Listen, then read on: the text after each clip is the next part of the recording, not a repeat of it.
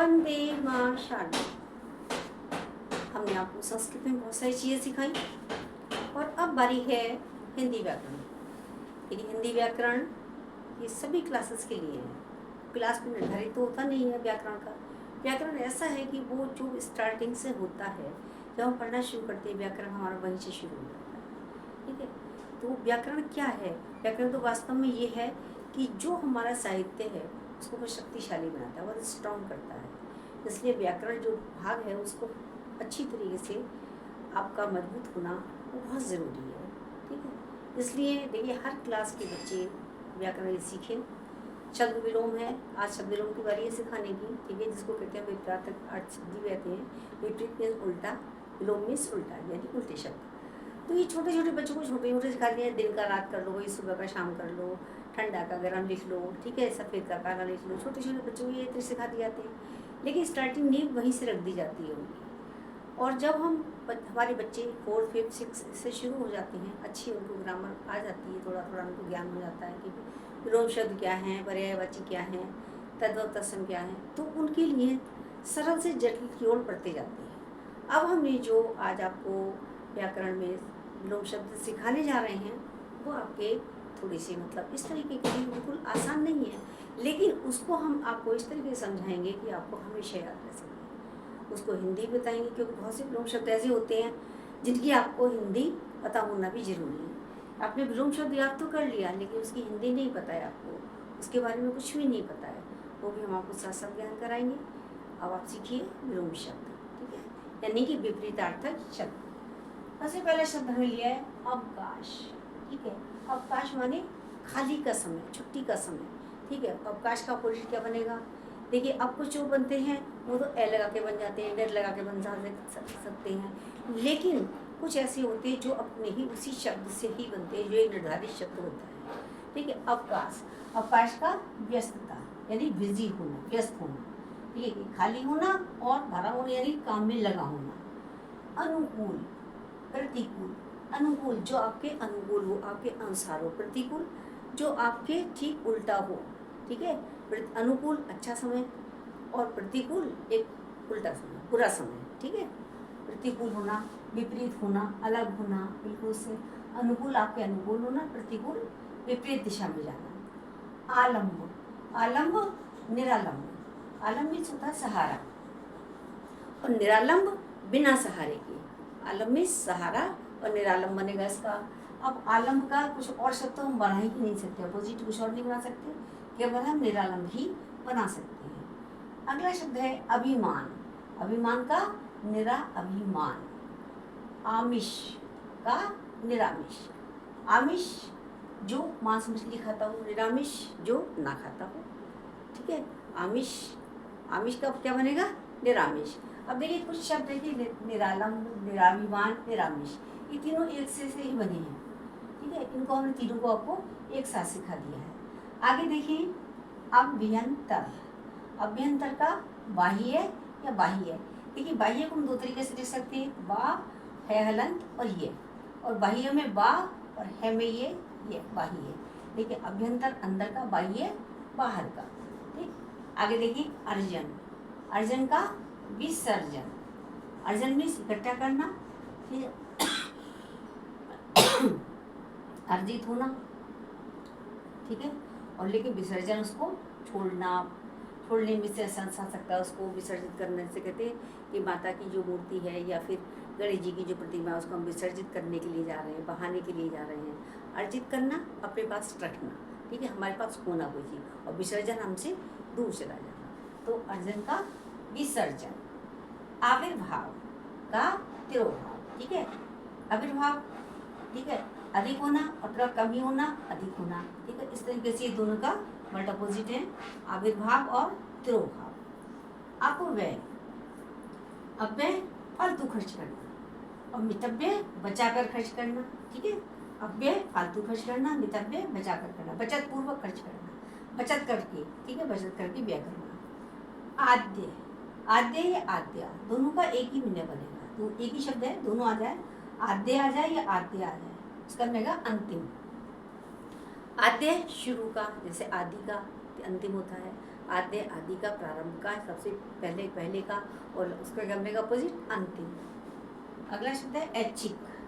ऐच्छिक का अनैच्छिक या फिर अनिवार्य भी हो सकता है, ठीक है। ऐच्छिक या अनैच्छिक या फिर अनिवार्य। उर्वरा, उर्वरा ऊसर। उर्वरा क्या होता है? उपजाऊ भूमि। उर्वरा उपजाऊ भूमि। ऊसर जिस भूमि में कुछ भी पैदा ना होता वो क्या कहलाएगी? ऊसर भूमि। तो ये शब्द हम कहाँ देखते हैं? जो हम काव्य पढ़ते हैं या हम कभी भी कोई सा भी लिटरेचर पढ़ते हैं, काव्य में तो आते ही आते हैं। साथ साथ गद्यांशी पढ़ते हैं या प्रोज पढ़ते हैं, पोएम पढ़ते हैं, वहाँ भी हमारे शब्दों का जो हम देखने को सहयोग मिलता है। तो हमने क्या पढ़ा यहाँ पर? उर्वरा यानी उपजाऊ होना, और ऊसर यहाँ पर जिस जमीन में कुछ भी पैदा ना होता हो। आगे है अथ। अथ का इति। देखिए अथ कहाँ आता है? अथ श्री महाभारत कथा, जब हमने पढ़ा था तो वहाँ आया था अथ श्री महाभारत कथा। तो अथ से यानी प्रारंभ होना, और इति, इति माने इतना बस, यहाँ पर इसकी समाप्ति है इति। अथ का अपोजिट इति। अधिक का न्यून। अधिक मीन्स ज्यादा होना, न्यून मीन्स कम होना। अमृत, अमृत का अपोजिट विष, ये हम तो सब जानते हैं, लेकिन फिर हमने आपको सिखा दिया। अल्प माने थोड़ा, अति माने अधिक होना, ठीक है। अल्प माने थोड़ा यानी थोड़ा, और ये ज्यादा यानी कि अधिक। अमृत का विष। अग्र, अग्र माने आगे और पश्च पीछे। अग्र आगे और पश्च पीछे। दूसरा शब्द है अंकुश, ठीक है। अंकुश, निरंकुश, जिस पर अंकुश हो, जिस पर कोई बंधन हो। निरंकुश जो बिना किसी बंधन के हो, बिना, तो उसको क्या कहेंगे? निरंकुश। अंकुश का अपोजिट निरंकुश। अबोध, सुबोध। अबोध जिसे ज्ञान ना हो, बिना बोध के, और सुबोध जिसे अच्छा ज्ञान हो, सुबोध अच्छी प्रकार से ज्ञान जिसको। अभय और भीत। अभय क्या होता है? बिना डर के, जिसे कोई डर ना हो, यानी कि अभय। और अभय का अपोजिट क्या बनेगा? भीत, यानी कि डरा हुआ। अभय बिना डर के, और भीत डर वाला, जिसे डर हो। अभय का अपोजिट भीत। अचेत, अचेत का बनेगा सचेत, ठीक है।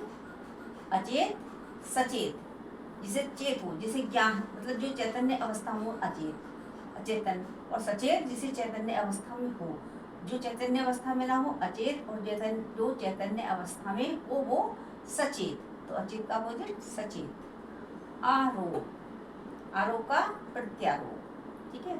आरोप लगाना और प्रत्यारोप करना। अडिग, डामाडोल, ठीक है। अडिग जिसे कोई हटा ही ना सके, कोई अपने मार्ग में चल रहा है, अडिग है वो। कोई भी व्यक्ति है, चाहे जो महापुरुष हैं वो अडिग होते थे, लेकिन हम क्या कहेंगे? वो अडिग होते थे, लेकिन हमारी स्थिति क्या हो जाती है? डामाडोल हो जाती है। किसी की स्थिति कैसी है? अडिग है, और कहेंगे भाई उसकी स्थिति कैसी है? उसकी डामाडोल है। तो अडिग का अपोजिट क्या बनेगा? डामाडोल। अगला शब्द है अपार। अपार का परिमित। अपार जिसका पार ना हो, जो बहुत अधिक हो, ठीक है, जिसकी कोई सीमा ही ना हो, अपार, ठीक है। असीम का निस्सीम बने, वो बनेगा असीम, जिसकी सीमा ना हो, और सीम में जो सीमा में हो, ठीक है, सीमित। अपार का परिमित। अपार माने जिसका पार ना हो, परिमित एक जो है निश्चित परिमाण में हो, निश्चित सीमा में हो, निश्चित मात्रा में हो। उत्तम का अधम। उत्तम में श्रेष्ठ, और अधम में निम्न प्रवृत्ति का व्यक्ति। उत्तम का, उत्तम माने श्रेष्ठ, और अधम माने नीच प्रवृत्ति का व्यक्ति। तो उत्तम का क्या बनेगा? अधम बनेगा। आगे देखिए अज्ञ। अज्ञ का विज्ञ। अज्ञ जिससे कोई जानकारी ना हो, जिससे कोई ज्ञान ना हो, अज्ञ। और क्या क्या? विज्ञ, जिससे सब कुछ जानकारी हो, तो विज्ञ। अहन निशी। अहन, अहन कहते हैं दिन को, ठीक है। अहन, और निशी माने दिन। इसका अपोजिट क्या हुआ? दिन, यानी क्या कहते? दिन का अपोजिट रात। हमने छोटी क्लास में सीखा है। अब क्या सीख रहे हैं हम? अहन। अहन निशी, अहन का दिन और निशी रात, यानी अहन का अपोजिट निशी। आर्द्र, आर्द्र का शुष्क। आर्द्र माने क्या होता है? गीला, नम, ठीक है। शुष्क माने सूखा, तो आर्द्र का अपोजिट क्या बनेगा? शुष्क। आदान प्रदान, ठीक है। आदान प्रदान, लेना देना, ठीक है। इसलिए तो बहुत ही आसान है, आप वैसे ही समझ लेंगे। अवयव का निरा अवयव, क्योंकि निरा वाले हमने कहाँ सिखाए थे? यहाँ सिखाए थे। ऐसे ही निरा लगती है, हमारा बोलेगा निरा अवयव, अवयव के साथ और बिना अवयव के, ठीक। अर्ध माने आधा और पूर्ण माने पूरा, ये भी इजी है, पढ़ चुके हैं आप। आदि, आदि का अंत, आदिकाल, आदिकाल का अपोजिट क्या बनेगा? अंत। ठीक है, आदि में, प्रारंभ में और अंत में। दूसरा देखिए, इसके आदिकाल का अपोजिट क्या बना? अंत। उऋण और ऋणी। उऋण का मतलब है जो ऋण से मुक्त हो चुका, जिसका ऋण खत्म हो चुका हो, जिसने अपना सारा ऋण चुका दिया हो, वो ऋण हो गया हो। ठीक है, अपने किससे, जिसने कोई कर्ज लिया था या कुछ भी किसी का ऋणी था, किसी भी चीज़ को लेकर के, चाहे एहसान का ऋणी था, कुछ भी था, उसको बोलेंगे उऋण। और उसका अपोजिट क्या बनेगा? ऋणी, जो अभी भी ऋणी है।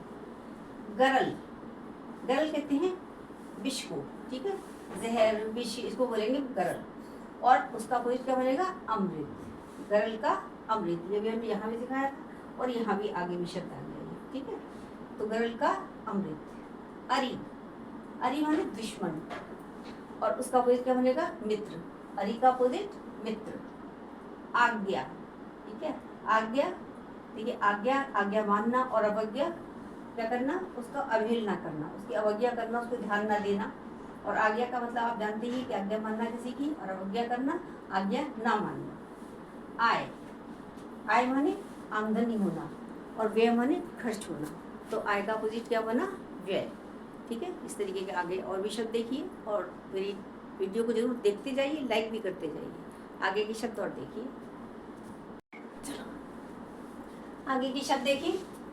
अंधकार, अंधकार का प्रकाश, सरल है। अंधकार मीन्स अंधेरा और प्रकाश मीन्स उजाला। ठीक है, आलसी, आलसी का क्या बनेगा? परिश्रमी। ठीक है, आलसी जो आलस्य करता हो, काम ना करने वालों, कामचोर हो। और परिश्रमी यानी कि मेहनती। ठीक है, जैसे कामचोर का परिश्रमी लिख सकते हो, मेहनती लिख सकते हो, तो इसी तरीके से आलसी है, आलसी का बनेगा परिश्रमी। इहलोक, इहलोक का परलोक। ठीक है, ये शब्द थोड़ा सा अलग है। इहलोक का मतलब है ये लोग जिसमें हम रह रहे हैं, मृत्यु लोक यानी कि भूलोक, मृत्यु लोक। और उसका क्या बनेगा? परलोक। ठीक है, परलोक या स्वर्गलोक दोनों हो सकते हैं। ठीक है, यह लोक का स्वर्गलोक भी हो सकता है, परलोक भी हो सकता है। और यह लोक, ये वाला लोक जिसमें हम रह रहे हैं, ये मृत्यु लोक भी हो सकता है, भूलोक भी हो सकता है। ठीक है, इन सब का लेकिन अपोजिट यही लिखा जाएगा, परलोक। परलोक, स्वर्गलोक दोनों लिखे जा सकते हैं। उग्र, उग्र माने जो ऐसे मतलब उग्र स्वभाव का हो, क्रोधित स्वभाव का हो, जिसको गुस्सा पर जल्दी आता हो, उग्र होना, यानी स्वभाव में तेजी होना, उग्र होना एकदम से। तो क्या उसका अपोजिट बनेगा? शांत। उग्र का अपोजिट शांत। उत्कर्ष, उत्कर्ष माने उन्नत होना, तरक्की को प्राप्त करना, सफलता को प्राप्त करना, उत्कर्ष कहलाएगा। उसका उत्कर्ष हुआ। उत्कर्ष का अपोजिट क्या लिखेंगे? पराभव, यानी कि उन्नति ना होना। ठीक है, निम्न गति को जाना, यानी कि उत्कर्ष उन्नति को प्राप्त करना, पराभव अवनति को प्राप्त करना, यानी उन्नति ना होना। ठीक है, निम्नता की ओर जाना। उत्कृष्ट, उत्कृष्ट का निकृष्ट, ये भी दोनों लगभग सेम ही शब्द हैं। उत्कृष्ट श्रेष्ठ और निकृष्ट जो श्रेष्ठ ना हो। ठीक है, तो इस तरीके से उत्कृष्ट का अपोजिट क्या बनेगा? निकृष्ट। अब कुछ ऐसे शब्द हैं, अब जैसे कठिन कौन से आए इसमें? उत्कृष्ट थोड़ा कठिन आ गया और ये अपकर्ष कठिन आ गया। उत्कृष्ट और ये उत्कर्ष दोनों एक से लगन, लेकिन हैं अलग अलग वर्ड। ये आगे उग्र का शांत है और ये इहलोक, ये चार वर्ड जो हैं थोड़े कठिन हमने डाल दिए बीच में, और जो बाकी क्या है आसान है। उत्थान का पतन, ये हमने इसीलिए लिया है। उत्थान मीन्स उन्नति को प्राप्त करना, पतन नीचे गिरना, यानी कि उत्थान होता है, किसी देश का उत्थान हो रहा है या मनुष्य के उसका परिवार का उत्थान हो रहा है, या उसके जो है देश का उत्थान है, समाज का उत्थान है। तो उत्थान शब्द कहाँ आता है? उन्नति के लिए, ऊपर जाने के लिए, और पतन नीचे गिरने के लिए। तो अपोजिट क्या बनेगा उत्थान का? पतन। अगम और गम्य, ये भी शब्द थोड़ा सा वैसे कठिन है, लेकिन समझाते थे आपको। अगम का मतलब है जहाँ पर जाना कठिन हो, जहाँ पर कोई ना जा सके, अगम स्थान है वहाँ पे। ठीक है, अगम का मतलब थोड़ा गहरा भी होता है। अगम जहाँ पर ना जाया जा सके, और गम्य जहाँ जाया जा सके। तो अगम का अपोजिट क्या होगा? गम्य, जो हमने यहाँ पर लिख के दिया है, देखिए अगम का अपोजिट है गम्य। अवनति, ठीक है, अवनति, अब ये भी शब्द ऊपर ही आया है, जैसे पराभव ये वाले शब्द सिखाए थे आपको। तो अवनति क्या होना है? उन्नति ना होना, यानी अवनति को प्राप्त होना, निम्नता को प्राप्त होना, उन्नति ना होना, तो क्या कहलाएगा? अवनति। उन्नति का अवनति, ये भी अपोजिट हो सकता है। ठीक है, तो यहाँ पर क्या बनेगा? अवनति का उन्नति, और उन्नति का अपोजिट अवनति। ठीक है, इतने सारे शब्द समझ में आ गए होंगे आपके, देखते जाइए। देखिए, समझने समझने में जो आपका है एक बार आप ऐसे ही देखते रहेंगे समझ में नहीं आएगा, लेकिन जब आप हम समझा रहे हैं आप समझिए, उससे अच्छे से कंठस्थ होगा आपको ये, और आपको हमेशा के लिए जो है कंठस्थ हो जाएगा। अगला शब्द है आपका अनिवार्य। अनिवार्य का बनेगा वैकल्पिक। ठीक है, अनिवार्य का ऐच्छिक भी हो सकता है, वैकल्पिक भी हो सकता है। ठीक है, अब क्या कहते हैं कि निम्न प्रश्न अनिवार्य हैं, तो अनिवार्य का मतलब आपकी उसमें कोई इच्छा नहीं है, आपको कंपलसरी करने ही करने हैं। और विकल्पिक क्या है, आपके लिए विकल्प दिए हुए हैं, विकल्प में छांट के लिए आपके लिए विकल्प भी ये वाला कर सकते हो, ये कर सकते हो। तो क्या हुआ, एक तरफ अनिवार्य हो गया, जरूरी हो गया, और वैकल्प यानी विकल्प है आपके सामने उसका। ठीक है, आपके लिए कोई कंपल्सन नहीं, कोई अनिवार्य नहीं है, उसका आपके लिए विकल्प है। तो इस तरीके उसका अपोजिट क्या होना, अनिवार्य का वैकल्पिक। अद्भुत, अद्भुत और साधारण। अद्भुत जो मतलब जो जैसा कोई दूसरा ना हो, बिल्कुल अलग हो, एकदम सबसे श्रेष्ठ हो, सबसे अलग हो, अद्भुत हो, यहाँ वही अद्भुत कार्य है। और साधारण बिल्कुल सामान्य। तो अद्भुत बहुत अधिक श्रेष्ठ और साधारण बिल्कुल सामान्य। अतीत, वर्तमान। देखिए अतीत माने भूतकाल हुआ, ठीक है, और वर्तमान माने आज का काल। तो अतीत का अपोजिट जो है भविष्य भी हो सकता है। ठीक है, अतीत का अपोजिट जो बनाएंगे हम भविष्य बना सकते हैं, और अतीत का वर्तमान भी लिख सकते हैं। खेचर, खेचर का अपोजिट भूचर। अब खेचर क्या है, खेचर समझें। खेचर होते हैं जो रात्रि में चलते हैं। ठीक है, रात्रि में चलने वाले, आकाश में उड़ने वाले, ठीक है, खेचर कहलाते हैं। रात्रि में चलने वाले वो, या खेचर यानी आकाश मार्ग में चलने वाले। आकाश मार्ग में कौन चलते हैं, पक्षी चलते हैं, खेचर कहलाते हैं। और भूचर जो जमीन पर चलते हैं। ठीक है, खेचर, खेचर कैसे बना है, खेचर बना है खात शब्द से। खात मीन्स होता है आकाश, तो खात मीन्स आकाश, तो उससे बना खेचर। और भूचर पृथ्वी पर चलने वाले। खेचर आसमान में चलने वाले, उड़ने वाले, और भूचर पृथ्वी पर चलने वाले, विचरण करने वाले, आकाश में विचरण करने वाले या फिर पृथ्वी पर विचरण करने वाले। खंडन, खंडन का अपोजिट मंडन। ठीक है, अभी हमने मान लीजिए किसी ने, दो बच्चों ने स्पीच दी, हमने कहा भाई हम इसका खंडन करते हैं, हम इसको नहीं मानते, लेकिन उसके साथ में दो विपक्ष में खड़े हो गए, 5 लोग लगे हुए, हम तो उसका मंडन करते हैं, हमें तो अच्छा लगा ये, इसने जो कुछ स्पीच दी है या कुछ बोला है, हम इसका मंडन करते हैं। तो खंडन का अपोजिट क्या हुआ, मंडन करना, यानी खंडन का मंडन। तटस्थ, तटस्थ का पक्षधर। ठीक है, तटस्थ माने, देखिए तटस्थ हम कि हम इसी चीज़ को मानेंगे, हम तो अड़ गए यहीं पर। ठीक है, तटस्थ एक ही जगह स्थिर हो गए भाई, हम इसके अलावा हिलेंगे नहीं, मानेंगे नहीं किसी चीज़ को। और पक्षधर उसका पक्ष लेने वाले, उसका पक्षपात करने वाले, तो क्या कहलाएंगे, पक्षधर। ठीक है, ये उसके अलग हैं और ये उसके पक्षधर हैं, ये उसके पक्ष में नहीं है, ये एक ही स्थान पर अडिग है, और ये क्या है, पक्षधर है। अगला शब्द है दहन। दहन का बनेगा शमन। दहन माने आग, और शमन माने शांति, यानी आग लगना और शमन शांत करना। ठीक है, और दाहक, दाहक जलाने वाला, इसी शब्द से बना है, दाहक जलाने वाला, और शामक बुझाने वाला। ठीक है, जैसे कहते हैं अग्नि शामक यंत्र कहलाता है, तो शामक बुझाने वाला। अग्रज, अनुज। अग्रज मीन्स बड़ा। ठीक है, जो अग्र माने आगे की ओर, जो आगे बढ़ रहा हो, जो हमसे बड़ा हो, आयु में बड़ा हो, किसी भी चीज़ में बड़ा हो, पद में बड़ा हो, तो अग्रज कहलाएगा। और उसका अपोजिट क्या बनेगा, अनुज, यानी उसका छोटा। ये उसका अग्रज है यानी बड़ा भाई है, और ये कौन है, अनुज, इसका छोटा भाई है, अनुज भी छोटा। इस तरीके से अग्रज का क्या बना, अनुज। आगे देखिए, अनुराग। अनुराग का अपोजिट विराग। अधीन। ठीक है, अनुराग किसी में अनुराग होना, और विराग वैराग्य होना। ठीक है, आसक्ति होना। ठीक है, और ये क्या है, विरक्ति होना, बिल्कुल अलग होना। यानी अनुराग प्रेम का प्रतीक है, प्रेम होना किसी के प्रति, अनुराग होना। और विराग यानी कि उसका वैराग्य होना, उससे अलग होना। ठीक है, उससे बिछुड़ना, वैराग्य होना, उसके प्रति कोई भी रुचि ना होना, उसके प्रति कोई भी राग ना होना, कोई प्रेम ना होना। तो अनुराग का अपोजिट विराग। अधीन, अधीन का बनेगा स्वाधीन। ठीक है, ये अधीन है। ठीक है, अधीन का अपोजिट स्वाधीन। अस्त, अस्त का अपोजिट उदय। अस्त होना यानी कि छिपना, और उदय होना निकलना। जैसे सूर्य अस्त होता है यानी छिपता है, और सूर्य उदय होता है यानी कि सूर्य निकलता है। ठीक है, निकलना और छिपना। इसी तरीके से अस्त, अस्त मीन्स छिपना, उदय मीन्स निकलना, यानी कि सूर्य का उदय होना, सूर्य का उगना। उद्दंड, विनम्र। उद्दंड कहते हैं जो कि कहते हैं कोई बहुत शातान बच्चा हो, क्या कहेंगे भैया बड़ा उद्दंड नहीं है। ठीक है, और लेकिन उसके स्थान पर कोई छोटा भाई है, बड़ा विनम्र है, तो दोनों शब्द क्या हुए, अपोजिट हुए एक तरीके से। ठीक है, उद्दंड उदंड होना या विनम्र होना। उदंड का अपोजिट विनम्र। आकाश पाताल बहुत ईजी है, इसको समझाने की जरूरत ही नहीं है। आकाश ऊपर है और पाताल सबसे नीचे है। आकर्षण, आकर्षण का विकर्षण, ठीक है, इसके प्रति आकर्षण होना और विकर्षण जिसमें कोई भी जो है आपको मतलब विशेष रुचि ना लेना, कोई इसके प्रति आपको कोई भी आकर्षण ना हो, कोई भी लगाव ना हो, उसको कहेंगे विकर्षण। आकर्षण का अपोजिट विकर्षण। आरोह, आरोह भी चढ़ना, अवरोह मीन्स उतरना, ठीक है। आरोह चढ़ना एसेंडिंग, अवरोह उतरना यानी कि डिसेंडिंग। आरोह का अपोजिट अवरोह। अगला शब्द है आसक्ति। आसक्ति होना, किसी के प्रति हमें उसमें प्रेम होना, उसके प्रति अनुराग होना, जो उसके प्रति हमें अच्छा लगना। विरक्ति होना, उसे हमें कोई रुचि नहीं है।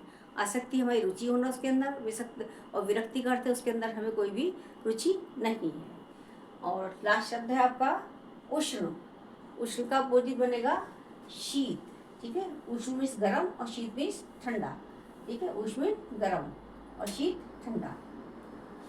देखिए आपके शब्द हो गए पूरे, और इसके आगे और भी होंगे, वो हम अगले वीडियो में आपको सिखाएंगे। अगली वीडियो का इंतजार कीजिए, मेरे चैनल को लाइक कीजिए, सब्सक्राइब कीजिए और दूसरों को शेयर भी कीजिए और सफलता प्राप्त कीजिए। नमस्कार, धन्यवाद।